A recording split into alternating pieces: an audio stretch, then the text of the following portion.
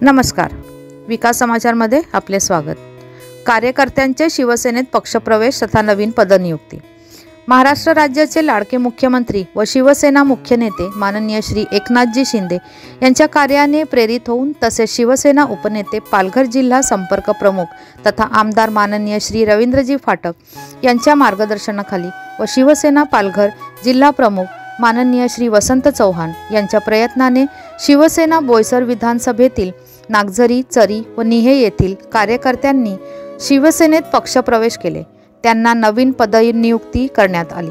यावेळी नवनियुक्त पदाधिकाऱ्यांना शिवसेना पालघर जिल्हा प्रमुख श्री वसंत चव्हाण यांनी त्यांचे अभिनंदन करून पुढील वाटचालीसाठी शुभेच्छा दिल्या.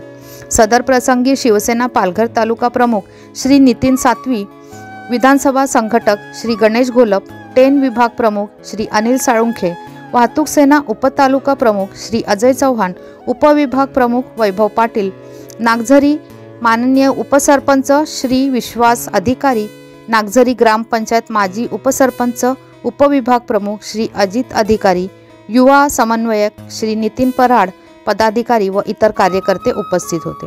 वसईहून मी शैना शेख, विकास समाचार. चॅनलला लाईक, शेअर, सबस्क्राईब जरूर करा.